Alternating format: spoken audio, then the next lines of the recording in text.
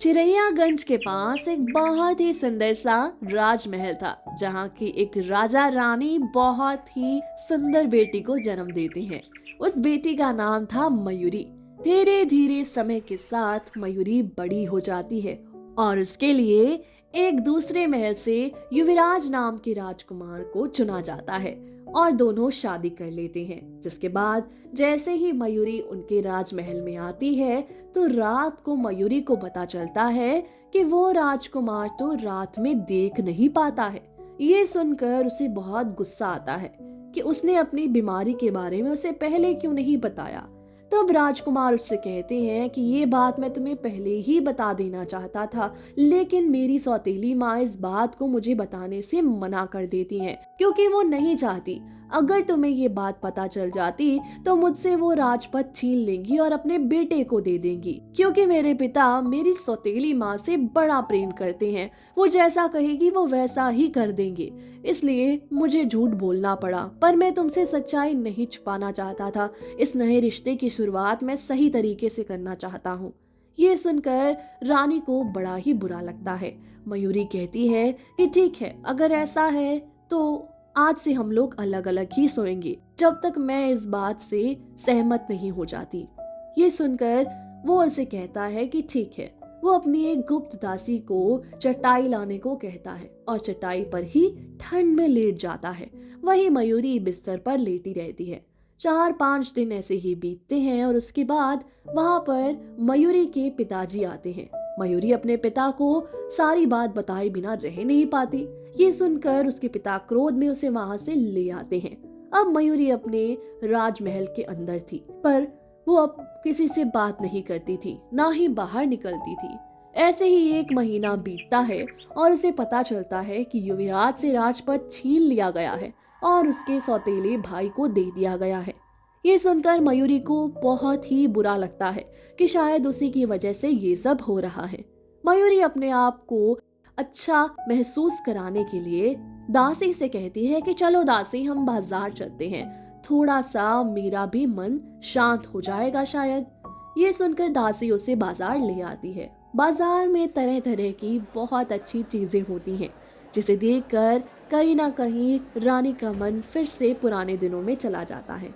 लेकिन तभी मयूरी को वहां पर एक औरत बैठी दिखाई देती है। जो औरत मन लगाकर काम कर रही थी, वो बताती है कि उसका पति काफी ज्यादा बीमार है। तभी दासी उससे कहती है कि तुम्हारा पति तो तुम्हें बहुत पीटता था ना, वो तो शराब पीता था ना।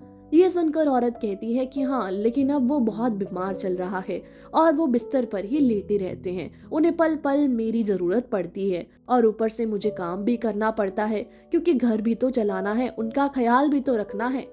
तब मयूरी हंसते हुए कहती है कि ऐसे पति का ख्याल तुम कैसे रख पाओगी, जो शराब पीकर तुम्हें मारता था, तुम्हारा ख्याल नहीं रखता था, तुम उसके लिए ये सब क्यों करना चाहती हो। मेरा तो कहना है कि तुम्हें उसे छोड़कर एक नई जिंदगी गुजारनी चाहिए, क्योंकि तुम बहुत खूबसूरत हो, तुम्हें आगे जाकर कोई और अच्छा लड़का मिल जाएगा, तुम काम भी करती हो, तुम उससे अच्छा कमा भी पाओगी। ये सुनकर वो महिला कहती है कि आपकी बात ठीक होगी राजकुमारी, लेकिन मेरे लिए मेरे पति सब कुछ हैं। मैंने शादी के वक्त उन्हें वचन दिया था कि मैं उनके सुख दुख में साथ दूंगी, तो ऐसे छोड़कर कैसे चली जाऊं।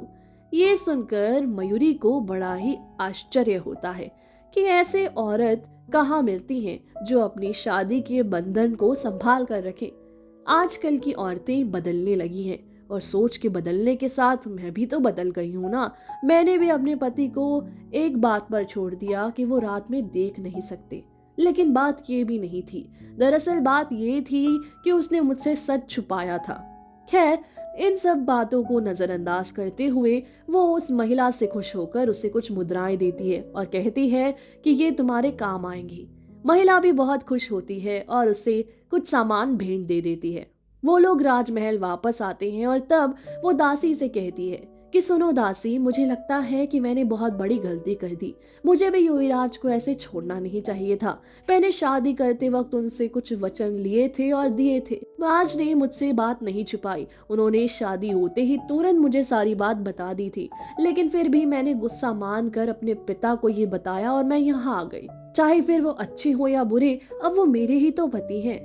ये सुनकर दासी कहती है कि अगर आपको एहसास है तो आप अपने पिताजी से बात कीजिए। जैसे ही राजकुमारी पिता को सारी बात बताती है तो पिता तुरंत युवराज को बुलाते हैं। वो चौंक कर कहती है कि आपने इन्हें पहले ही यहाँ बुला रखा था और मुझे पता भी नहीं था। ये सुनकर राजा उसे कहते हैं कि मुझे पता था मेरी बेटी को इस बात का विश्वास जरूर हो जाएगा। 1 महीने से तुम परेशान चल रही थी और मैं जानता था कि तुम युवराज से प्रेम करने लगी हो, इसीलिए तुम्हें उसकी चिंता है और शादी को ऐसे ही ठुकरा नहीं सकते सिर्फ इस बात पे कि तुम्हारा पति रात को देख नहीं सकता और तुमसे उसने ये बात इसलिए छुपाई क्योंकि वो अपना राजपद नहीं जाने दे सकता था। लेकिन कोई बात नहीं, जो भी हुआ अब इस पर पर्दा डालो और अपनी नई जिंदगी की शुरुआत करो। राजकुमारी मयूरी आगे बढ़कर युवराज से माफी मांगती है और युवराज भी उसे गले लगा लेता है। उसके बाद दोनों खुशी खुशी अपना नया जीवन शुरू करते हैं। लेकिन राजकुमारी उससे कहती है कि मैं तुम्हें इस तरह से अपने राजपथ को गंवाने नहीं दूंगी। वो अपने पिता से कहकर युद्ध करवाती है और उसके बाद आखिर में जाकर राजकुमार युवराज को उसका राजपद वापस मिल जाता है और दोनों खुशी खुशी वहां पर रहने लगते हैं।